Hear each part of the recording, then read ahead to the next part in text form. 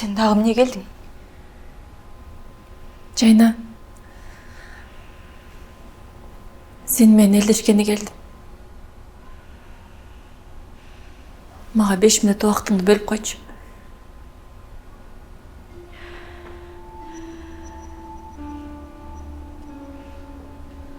Билем, сен мени жек көрөсүң. Буга чейин сенин бактыңды талашып жашадым.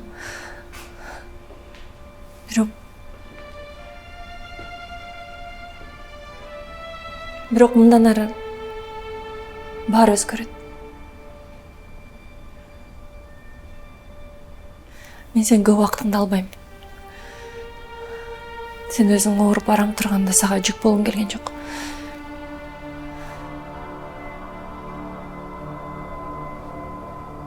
Тескерисинче чекит койгону келдим.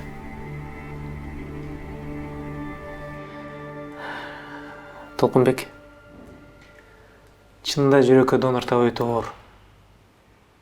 Анан арзан да эмес. Акча жагын мага кой. Эң башкысы Жайнаны сактап кала алабызбы? Болушунча аракет кылам.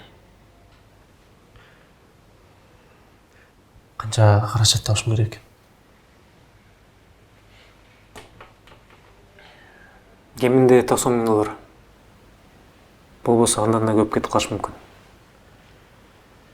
Операцияны чет өлкөдө кылдырабыз. Сүйлөштүк. Сен акча табарың менен мага кабар берип тур. Мен бул жакта ооруканаларда караштыра берейин. Дароо кезекке турушубуз керек. Эми аны өзүм бүтүрөм. Жарайт. Чоң рахмат, Султан.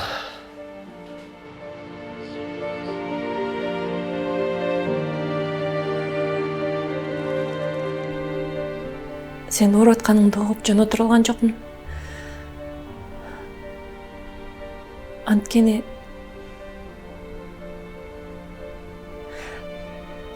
мунун баарына мен себепкер экенимди билем.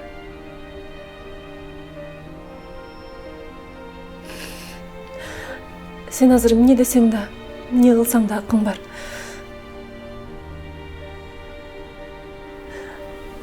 Суранарым,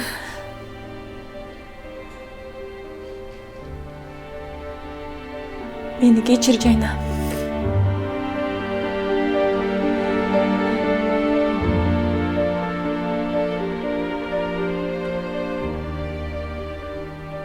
Өзүңгө да татыктуу эне боло алган жокмун.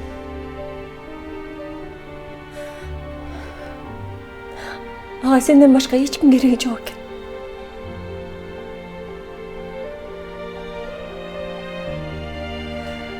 Андыктан мен өзүмдү сага берейин деп чечтим. Сен сеники, Жайна.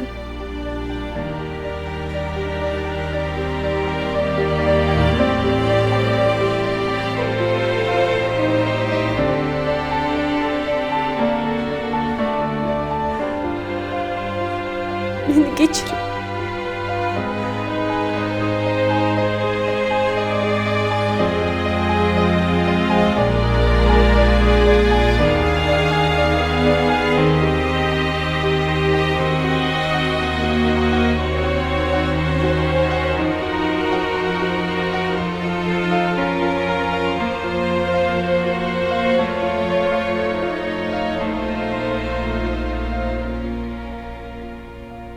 Менин ишер суум аз калды.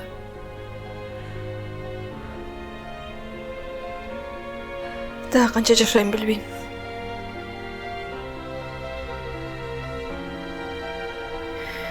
Эгерде менин көзүм өтүп кетсе, балдарымды ким карайт?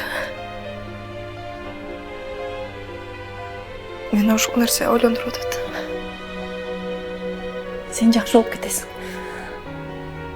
Балдарың менен бактылуу жашайсың, үмүтүңдү үзбөчү.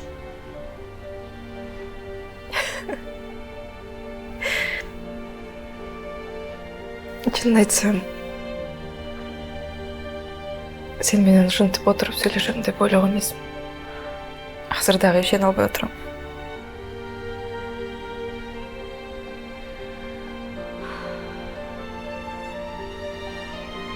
Толкунбек бала кыял. Билесиң да.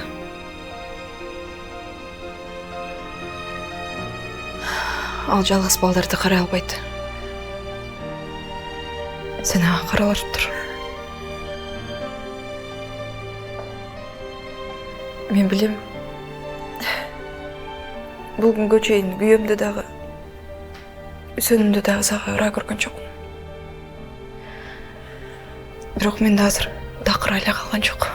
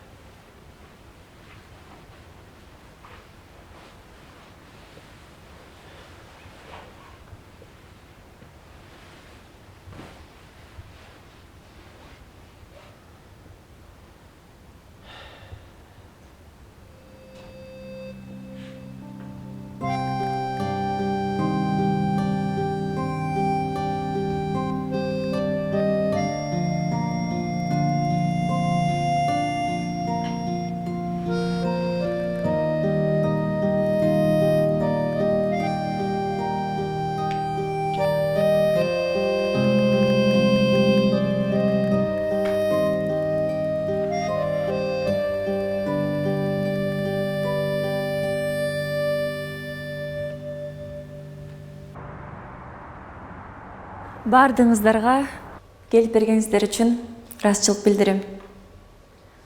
Бүгүнкү көргөзмө өзгөчө. Себеби дегенде мен эң баалуу, эч кимге көрсөтпөгөн сүрөттөрүмдү алып чыктым. Мени чыгармачыл адамдар түшүнөт. Жашообузда бизге дем берген, бизди бактылуу же бактысыз кылган адамдар болот. Ушундай адамдар аркылуу жан дүйнөбүз толгонуп, өнөрүбүз өркүндөйт. Силер көрүп турган сүрөттөрдөгү адамдар мага дем берип, жан дүйнөмдү козгогон адамдар. Ушул эки жаштын бири-бирине болгон махабатына суктанып, мен экөөнү сүрөттөрүмө чагылдырдым. Экөөнү бирде сүйүп, бирде жек көрүп келдим.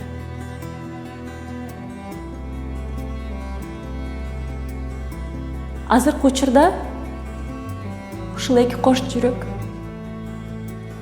бири-биринен түбөлүккө ажыраган турат.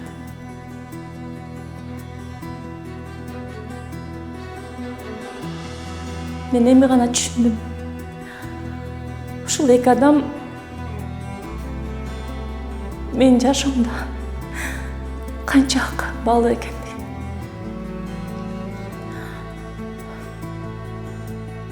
Азыркы учурда Жайнагүл оор операцияга муктаж болуп жатат. Бүгүнкү кечемди мен Жайнагүлгө арнадым. Менин баалуу эмгектеримди сатып,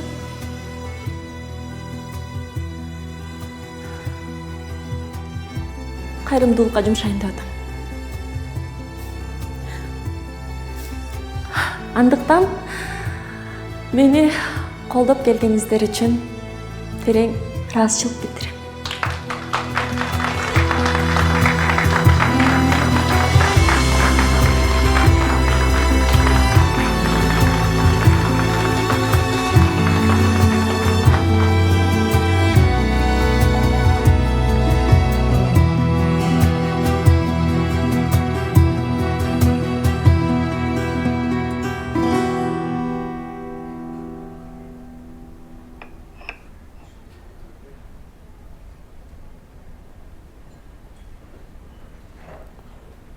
Үсен? Ата! Кандайсың, жакшысың? Жоқ жүресің бе? Кел алдыр. Қандайсың Зейнат? Тыныштық па? Құдайға шүкір. Не болып кетті? Сіз бір нәрсе алыш керекті. Және балаңмен жалғып кет деп шақырған. Ана рахмат, мен шашылышпын. Кетішім керек.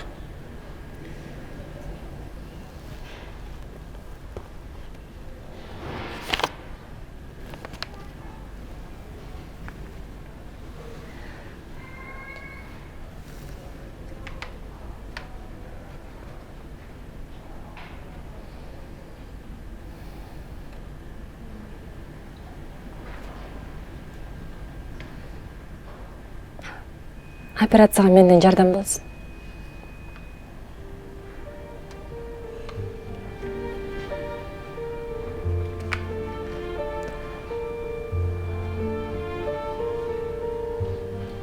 Не дешім білмей тұрамыз.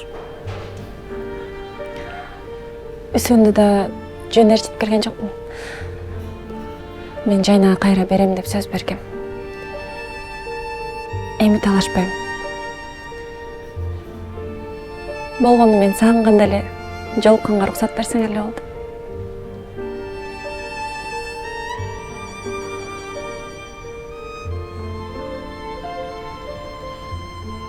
Зейнат, Баары жакшы.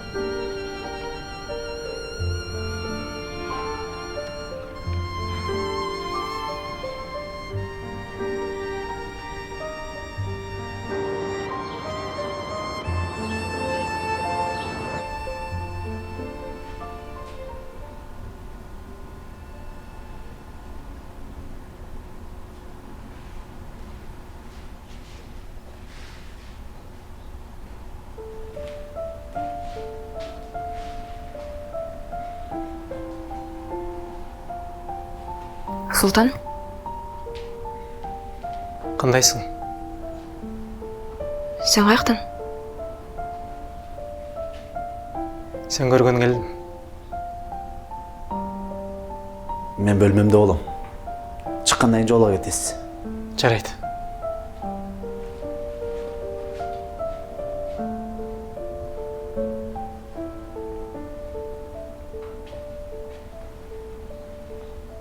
Мен бұл жақта екенімді кім айтты? Толқынбекпен сөйлесіп жатабыз. Докторларда таныштары болчу. Иш кылып каларым бар. Емне де отышат. Ачығын айтар. Қандай ауылда екенімді өзім түсініп тұрам. Мақұл. Ачык эле айтайын. Акыбалың оор. Бирок кандай болсо да шанс бар. Үмүттү үзүп, жашоо менен коштогон убакыт келе элек. Чет өлкөдө донор үчүн кезекке туруп койдук. Анан ушул жакка анализдерин алган келгем. Бүгүн жиберем. Жайна. Тез арада операция кылышыбыз керек. Мен эмнегедир айыгып кетишиме көзүм жетпей атат. Саламатсызбы? Саламатчылык.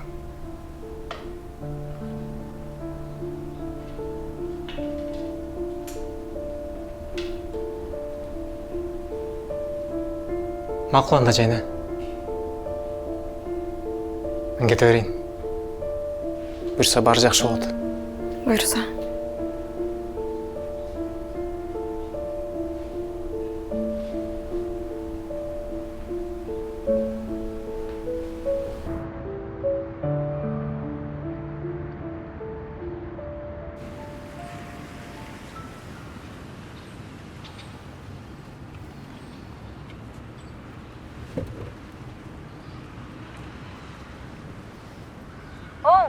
Ол чалтын. Мына баратамаз. 2 минут.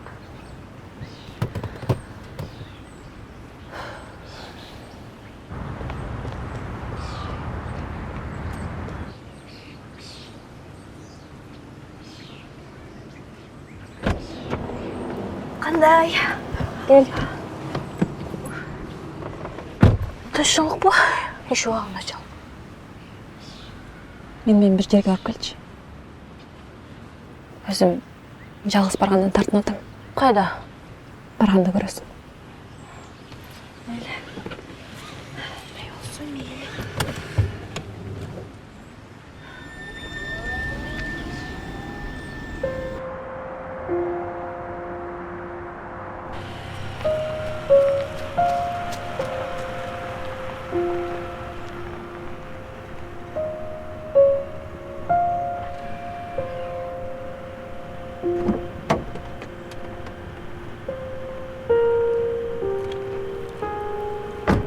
Каяка келдик я?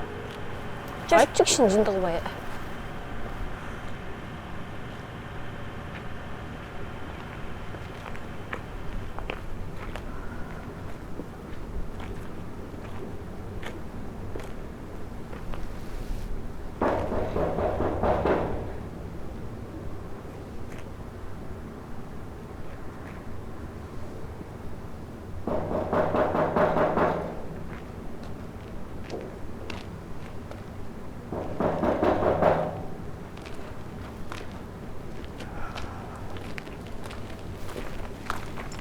Байке, саламатсызбы? Саламатсызбы. Бул жерде ким жашайт билбейсизби? Билем, күн болот деген жигит жашайт. 5-10 күндөн бери көрүнбөйт го. Каякта иштейт билесизби? Жок. Байке, мону берип коесузбу? Өзү түшүнөт. Рахмат. Күн болот дечи. Бүгін беттің айтып қарайым деп атпадың беле. Ошондо эмне болду? Принциптериң бузулуп кетти. Бул жашоодо принцип менен жашай албайт экенсиң. Дагы принциптериң бузулганын көрдүм го. Ошондо Ошондо чыныгы убакыт баардык нерсеге ээ болуу эмес. Бар нерсени баалай билүү экен. философ. Кеттик, философ. Жүр.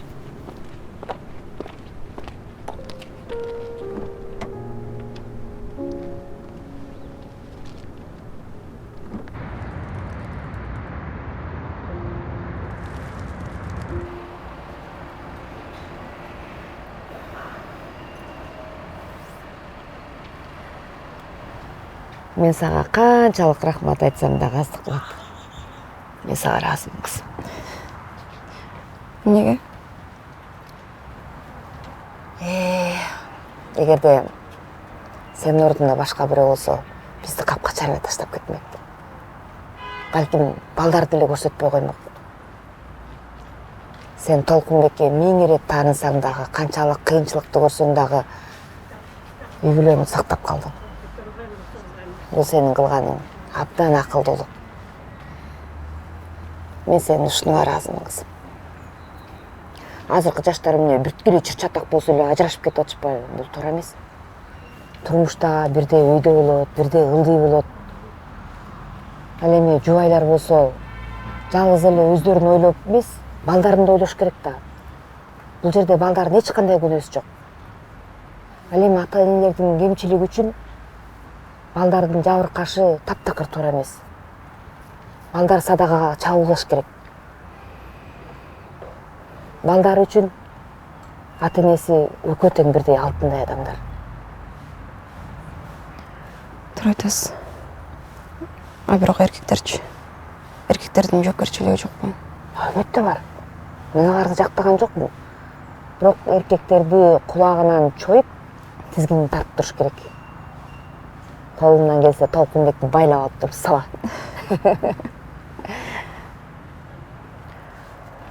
Сиз кандай учурда кечирмек эмессиз? Мен аялына кол көтөргөн эркекти кечирмек эмесмин. Бул зомбулук. Аялга кол көтөргөн эркек ал эркек эмес. Андай эркектен кач, ажыраш. Бир мүнөттө жанына турба.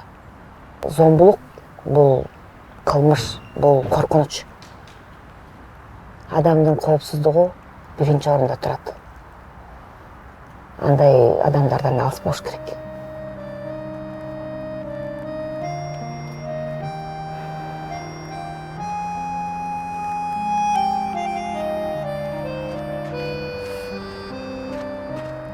Oldu, bahar dayar oldu. Рұқсат берді. Берішті. Шығаралы. Мен де сенің көп нәрсені божырай беріп башыңды ұрттым ғой. Жүрі қызым деп. Жүрі.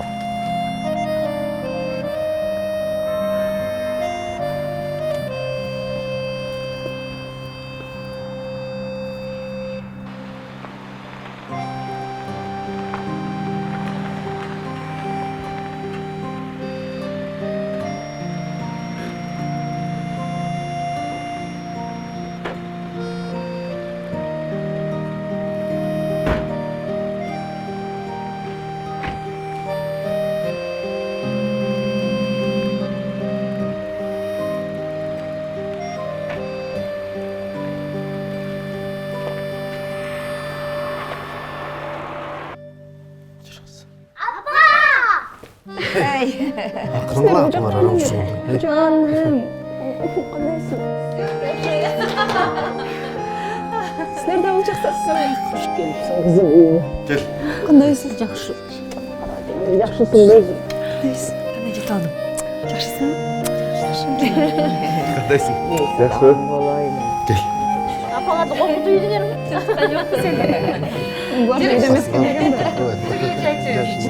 апаң жосыттың ба?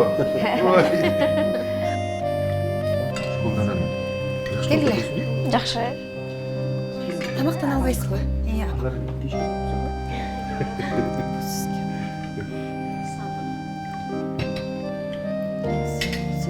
азыр садаға берем. Азыр биздин арабызга эки кудай эле жетишпей атат. Аларда болгондо мындан да сонун болмок экен, кудагый. Мынау эки тентектин чоң ойгонун да көрбөй калышпадыбы. Негизи бизде аксакалдар байбичелерине караганда эртерээк дүйнө салышат да. Эмнеге ошондой? Анын себеби эркектер көп иштейт, көп ойлонот, оорусады, эчтеке айтпай чыдап жүрө беришет. Туура. Алдын ала текшерилбейт. Негизи кыргыз эркектеринде профилактика деген сөз такыр жок. Албетте дене эрте чарчайт. Ооба. Тамеки менен арак дагы. Апа туура айтасыз. Алды ден соолукту катуу жабыркатат да. Эми болсо биз аялдар кичине сүйлөп, сырдашып, ушакташып дегендей ыйлап бугузду чыгарып алабыз да, туурабы? Ооба. Жүрөгүбүз тынч, жеңилдеп калат. Ошондуктан өмүрүбүз узарат. Ойчай. Ой, чын? Силер да эркектер кээде ыйлап турсаңар, эмне жаманбы? Негизи биологиялык жактан да өзүнүн түшүндүрмөсү бар. Аялдарда эстроген деген гормон бар. Ал биздин жүрөктү коргоп турат. Кан басымды теңдеп, холестеринди жөнгө салып. Ал эми эркектерде болсо тестостерон гормону ашыкча стресске, агрессияга себеп болушу мүмкүн. Ошондуктан эркектердин жүрөгү эрте жабыркай баштайт. Кызыктуу экен. Бирок түшүнгөн жокмун. Сады кыскасы, көп жинденбей, тынч жашасаң көп жашайсың, туурабы? Анча анда-санда ыйлап, я. Сен эле ыйлабачы. Келгиле.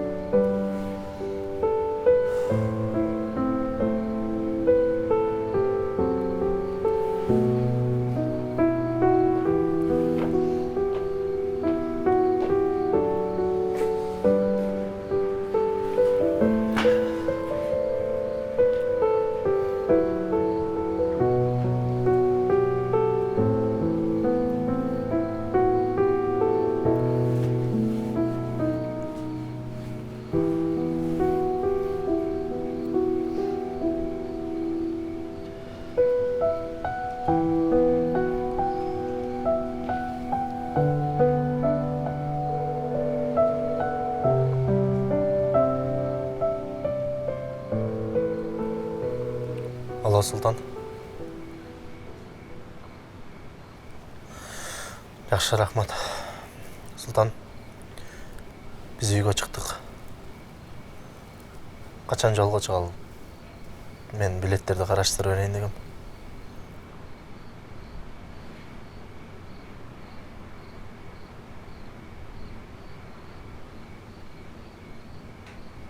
Табылбай калбайбы?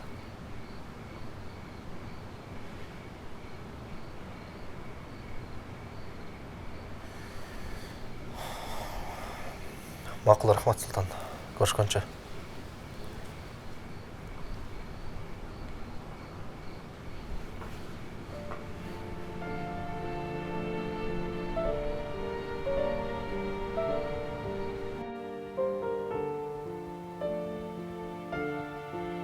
Апа,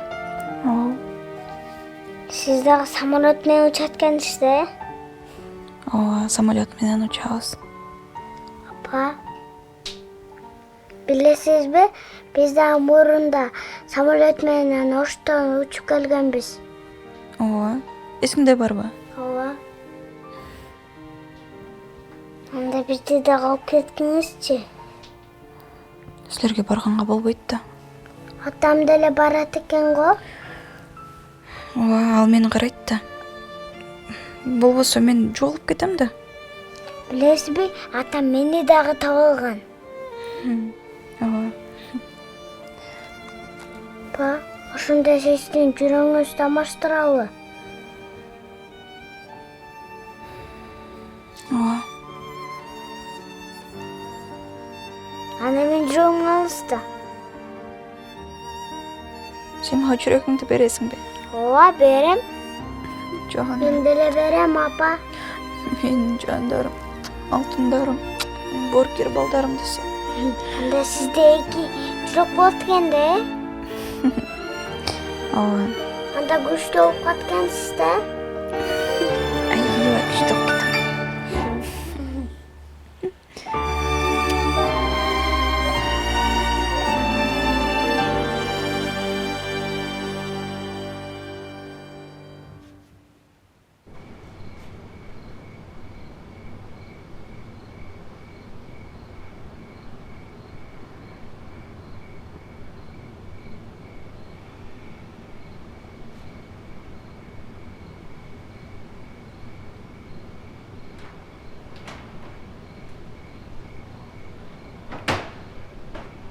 Эмне октой отурасың ба? Уйкум жок болуп атат. Өзүңүзчү? Мен жатам азыр.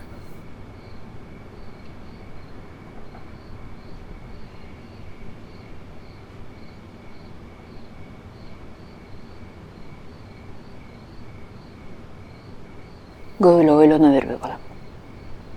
Жайна буюрса айык кетет.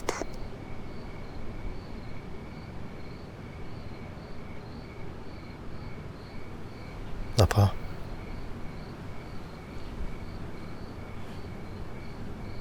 Мени кечирип коңузчу. Сен эмне дагы бирдеме кылдыңбы? Эч нерсе кылган жокмун. Анан эмне кечирим сурап атасың? Мындай эле айтып атам. Мындай эле, апа.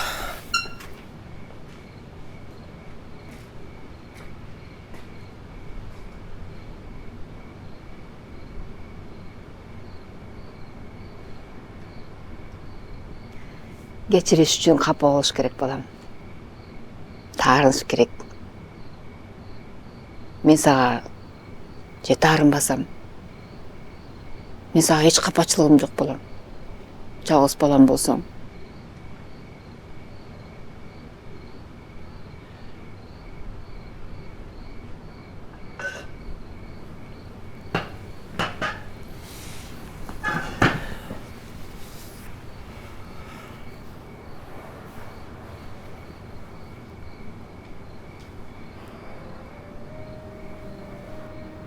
Мен сиз каалагандай улуу болгон жокмун, апа.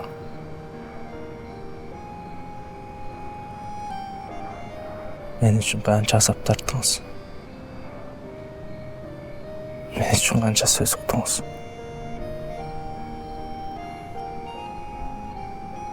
Байкуш атам мага нааразы ойдон кете берди окшойт.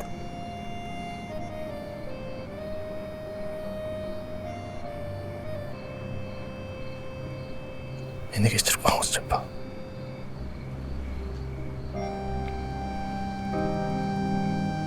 Сұрағым болай.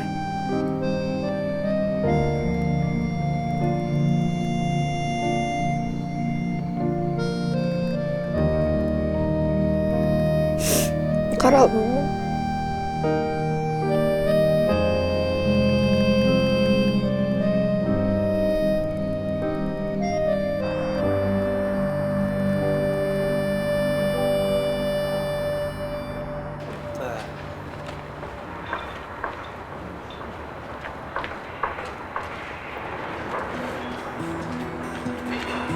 Belki Kıraç kaçan gün ettin ya?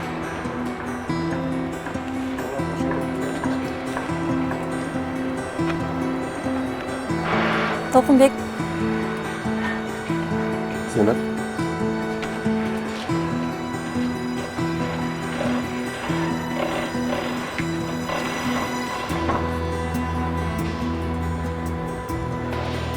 сен мени ар дайым көргөндө же чочуп, же таң калып карайсың. Sen her daim kütülmеген жерден пайда болосуң. Билем. Сен мени эч качан күткөн эмессиң. Жок, Zeynep. Толкунбек. Эч нерсени айтыштын кажети жок. Мен баарын түшүндүм.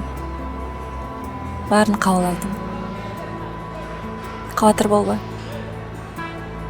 Эмнени түшүндүк, эмнени кабыл алдың?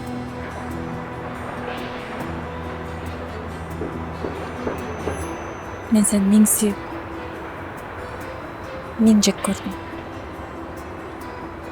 Жайна экөөңөрдүн ортоңордо жүрүп, өз жолумду таптым. Ошон үчүн мени эч өкүнбөң. Мында болсо дайыма бирөөнү күнөөлөп, өзүмдү же сени күнөөлөчүмүн. Азыр болсо эч кимди күнөөлөбөйм. Демек, сен экөөбүз ушу жолду басып өтүшүбүз керек болчу экен. Философ болуп кеткенсиң го. Айла жок, башкарган барбы? Макул. Неге келдиң бул жака? Оготон.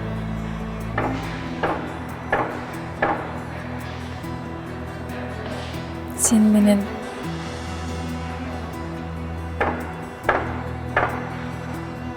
түбөлүккө коштошконум келди.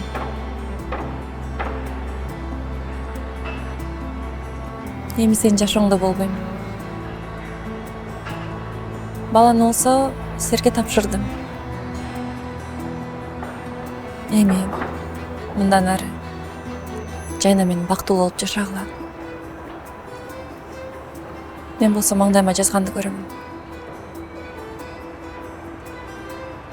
Кечир мени.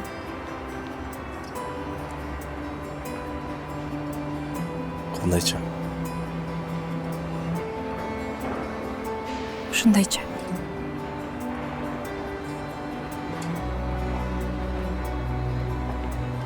Сага рахмат.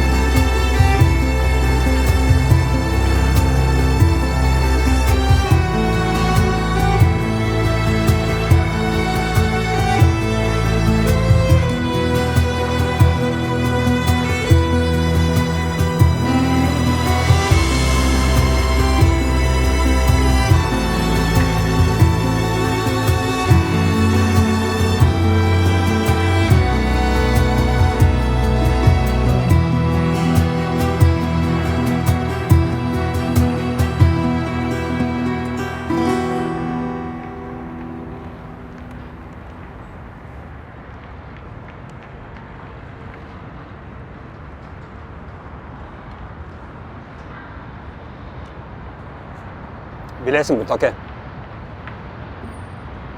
Bizge de erkekler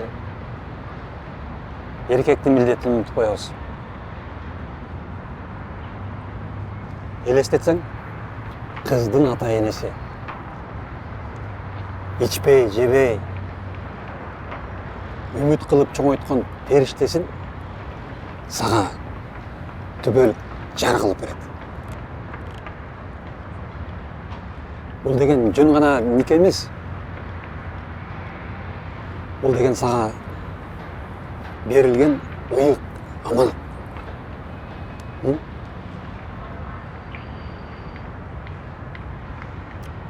Кейбір еркектер бар, ушул аманатқа қиянаттық қылышты.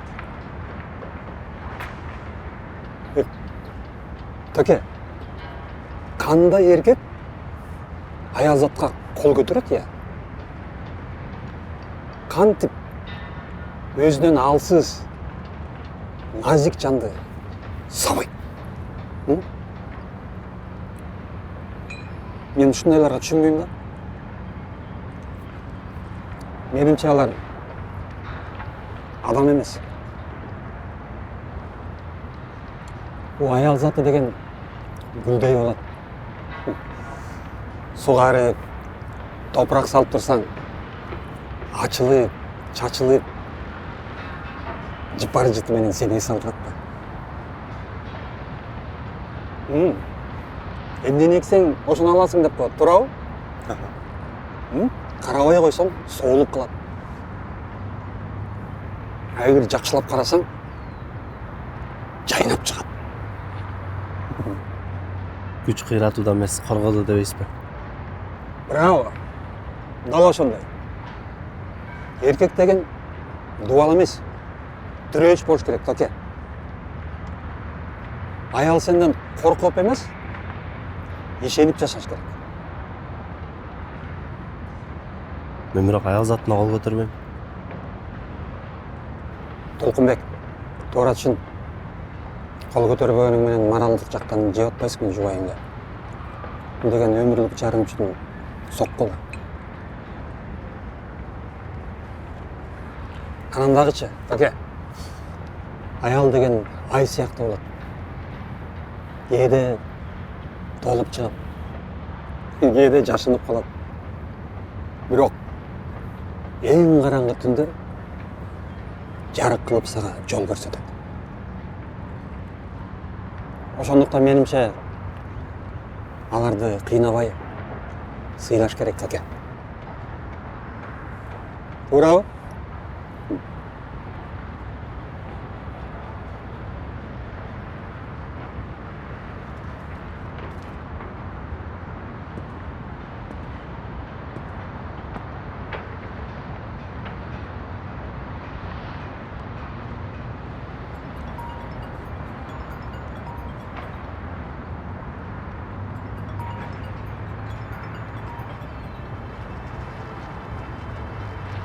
Alo apa? Ne?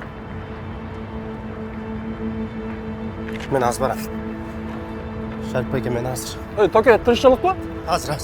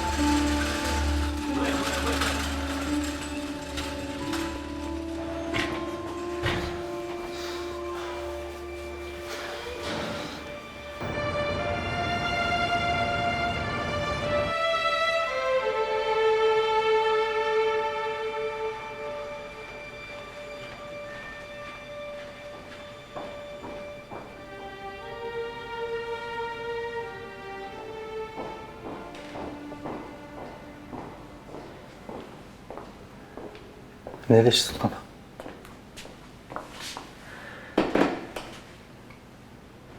Жайна өзүнө келиптир. Анализдерин алып отуруптур.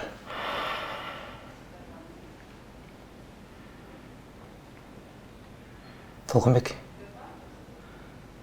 Донорду эртелеш керек болуп калды. Кезектен хабар барбы?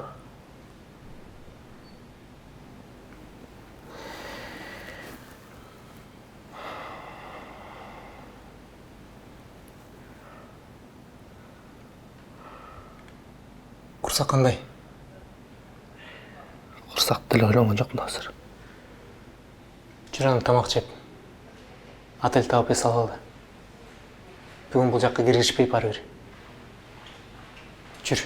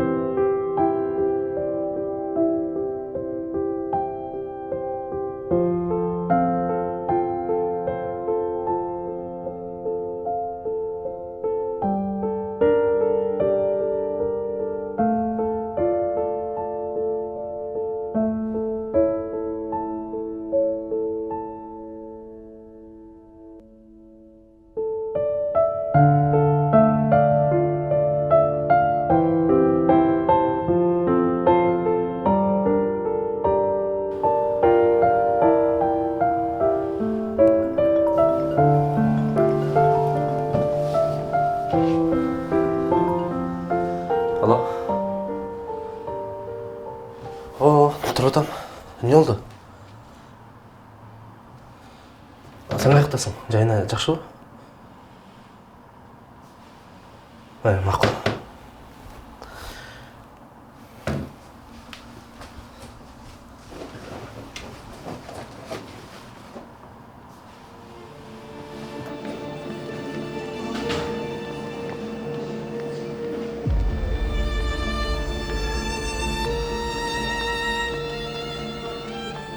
Tamam.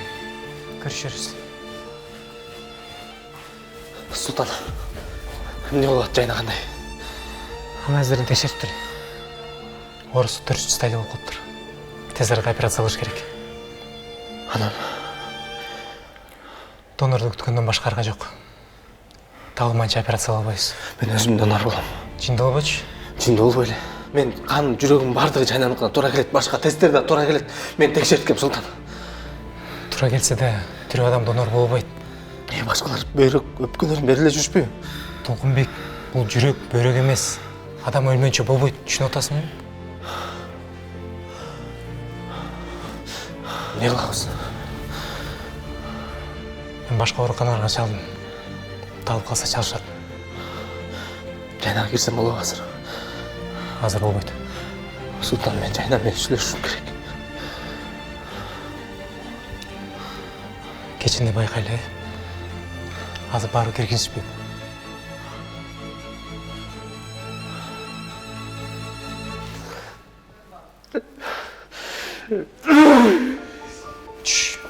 Толкунбек, сабыр карма. Бул оорукана.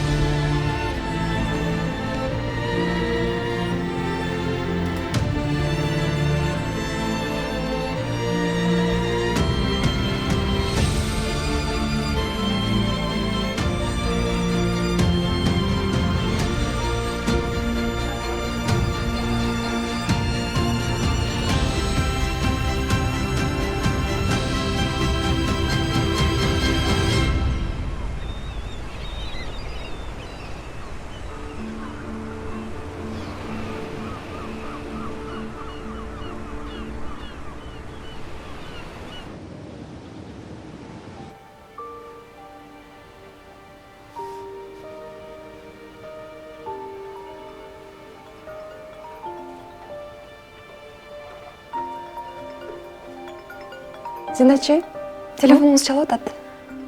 Азыр.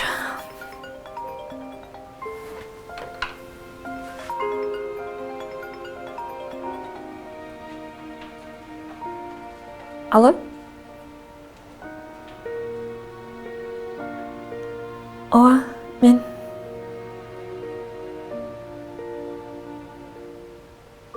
Өзүң кандайсың? Ооба. Номерумду таштап кеткем.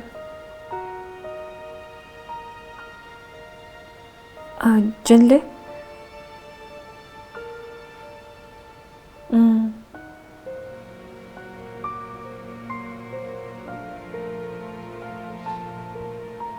Макул. Көрүшкөнчө.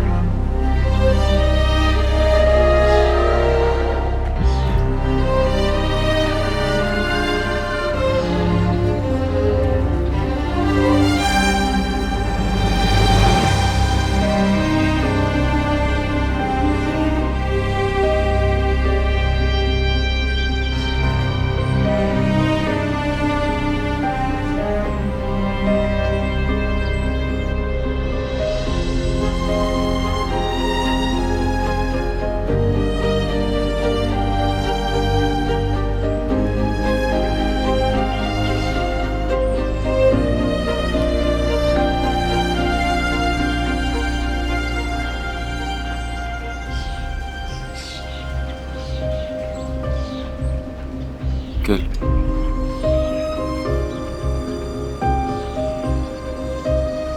Кандайсың?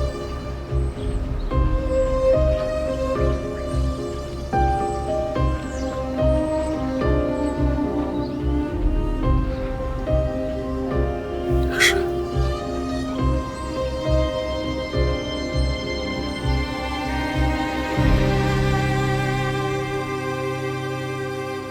Меники ушундай. Өзүңдө эмне жаңылык?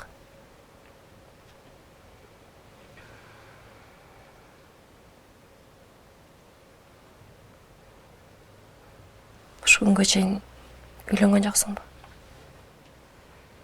Жок. Мен көптөн бери өзүмө айыла албай жүрөм. Кантип Зейнат мени таштап кетет деп. Айтпа.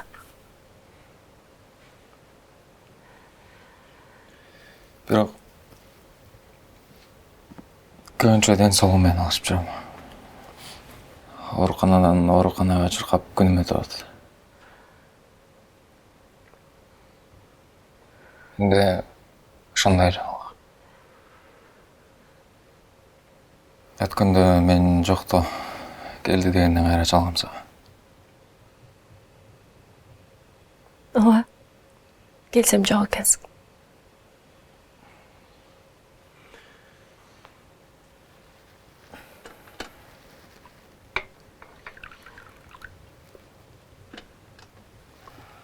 Çaydan oturdu.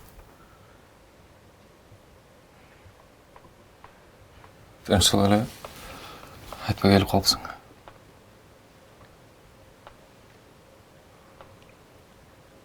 Кандай десем?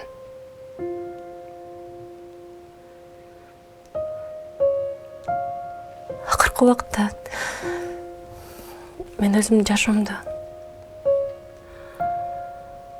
кайрадан көз алдыман өткөрүп жатам. Байкасам, сага туура эмес мамиле кылып турмун.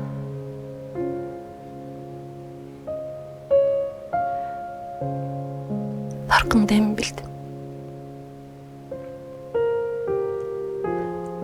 Andıktan men senden kechirim suragani keldim. Balkim sen unutkandırsın, biroq oşatsa da. Агем айтты, мени унутту деп.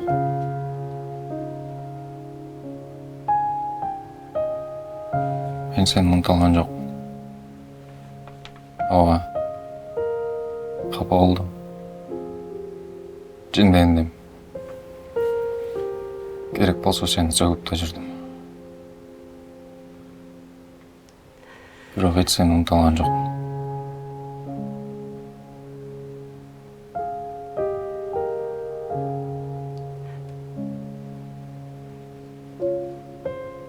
Meni kechir, kim bo'ladi?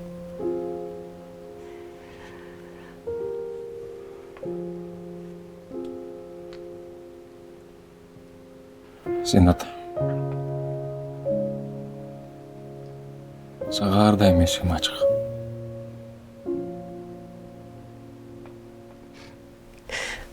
Рахмат.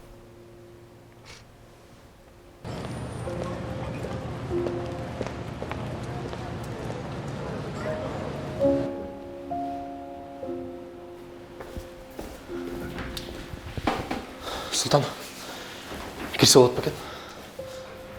Olur. Fakat çok beklemeyelim. Hastanın dinlenmesi gerekiyor. Düşündüm. Tamam. Rahmat. Çağır.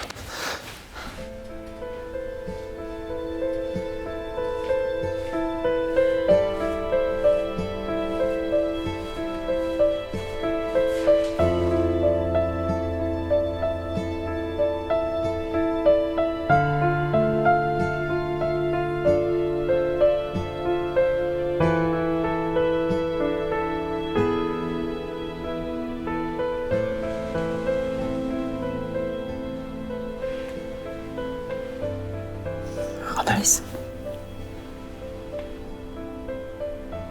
Балдар қандай? Балдар жақсы. Өзің қайнып қалдың.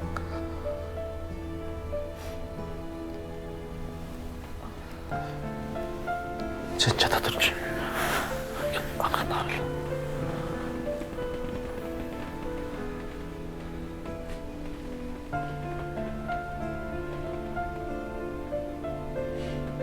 Жайна.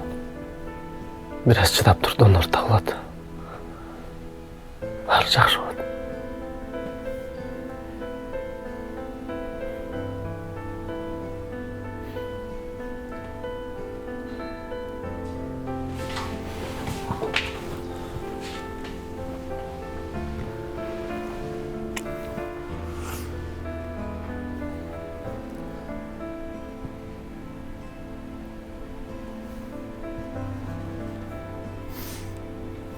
Jayna. Meni kechirib qo'ychi. Seni bu ahvolga men olib keldim. Meni kechirchi.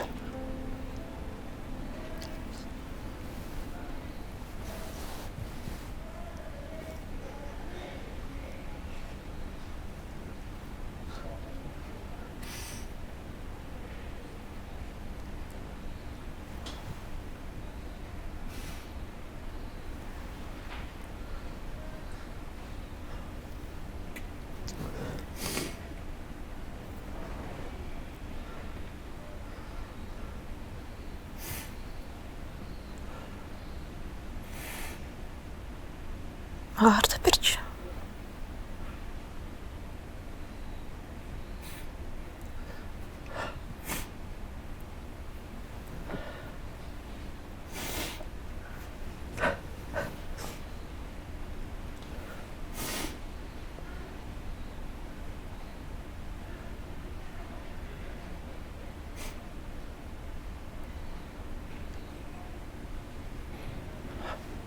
Ming sulu'nun içine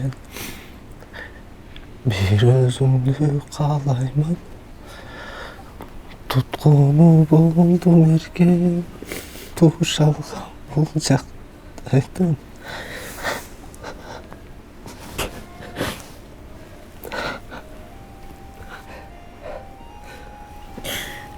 Bir özümde olayman, bir öz...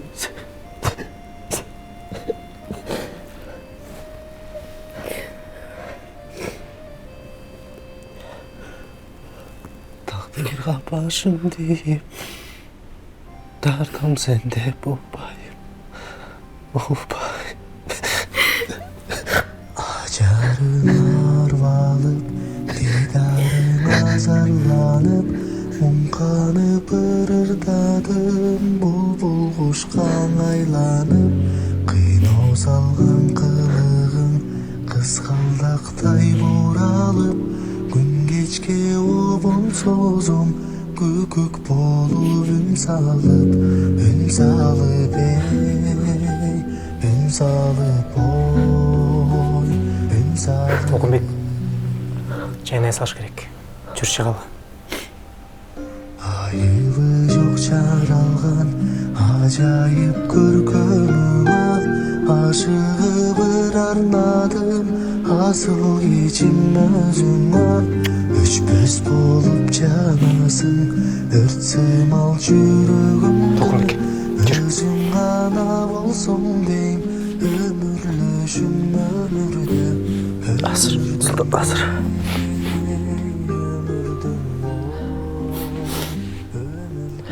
Ceyna.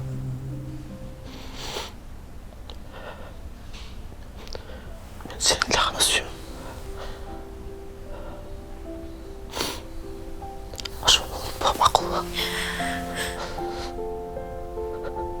Makul. Sen de şimdi.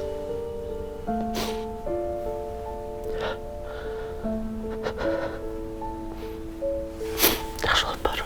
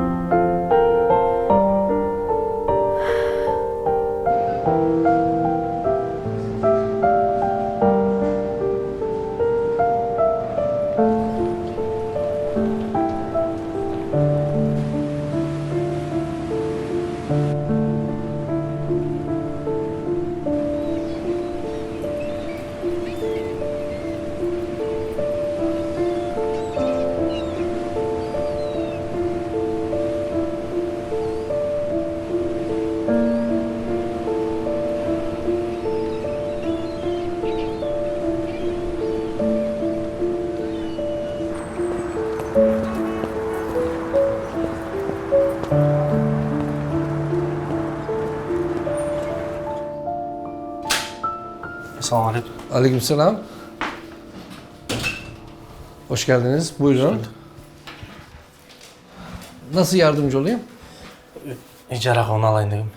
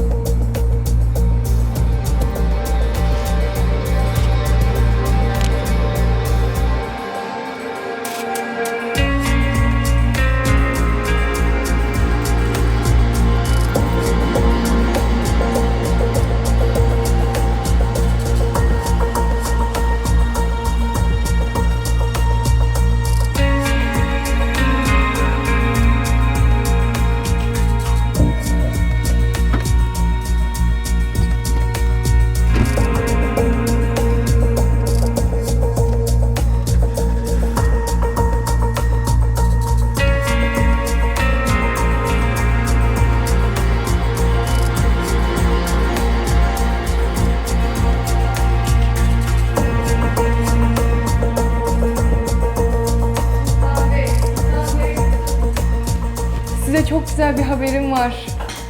Donör bulundu. Şimdi Evet, Ankara'da bulundu. Şu an yolda 2-3 saate burada olacak. Ameliyatı yapabiliriz artık. şükür. Çok rahmat sizge. Göğsüne çalıp kavur aytып koygan da. Sizlerge çok rahmat. Biz artık hazırlıklara başlayalım. Çok rahmat. Rica ederim.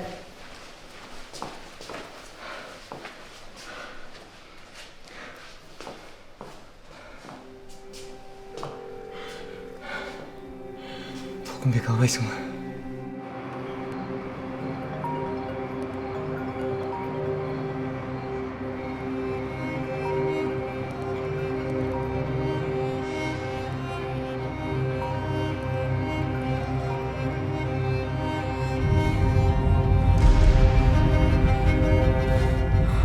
Ceylan. Geçin beni Ceylan.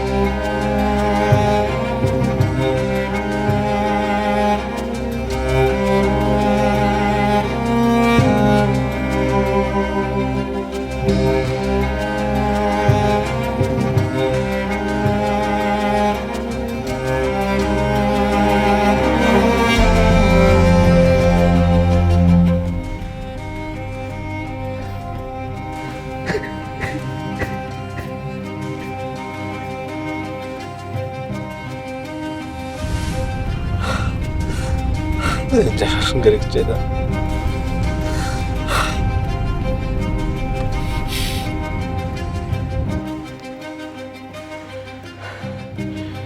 Албайсың Толкынбек.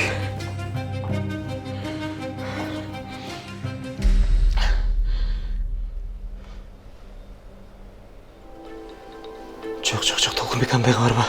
Донор табылды, Толкынбек, донор табылды.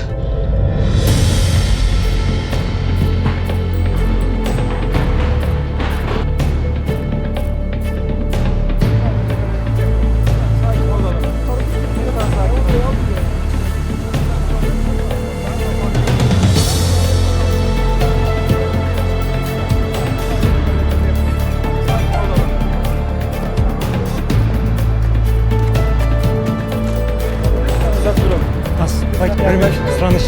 Бірінің жолы көріп қойшы. Баке, жолы көріп қойшы сұраныш.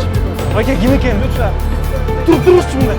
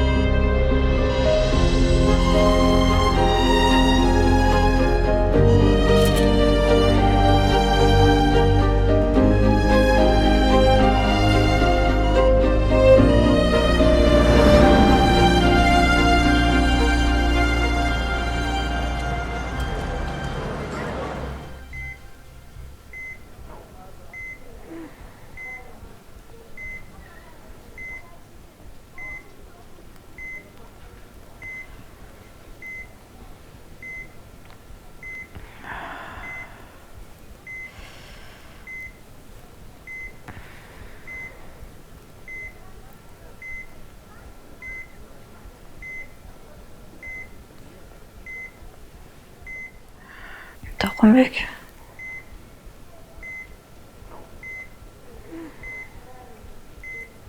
Толкунбек.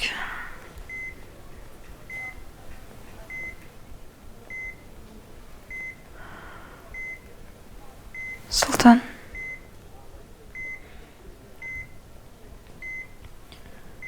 Султан.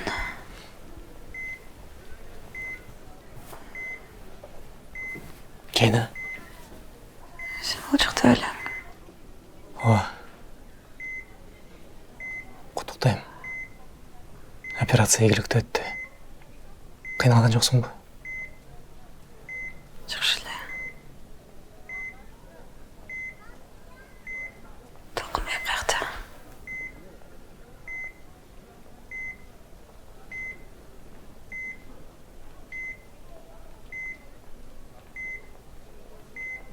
Не болду? Толкунбек.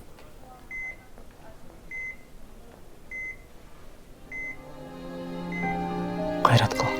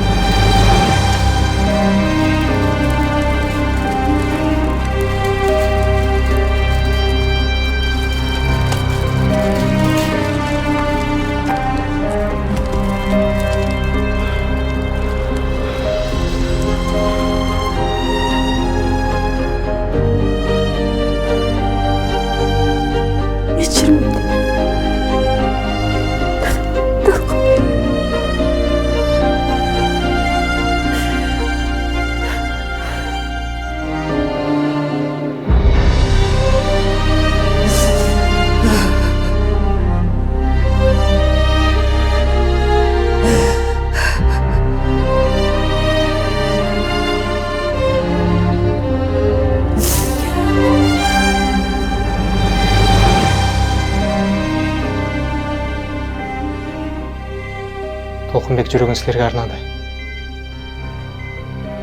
Ал дайыма силер менен.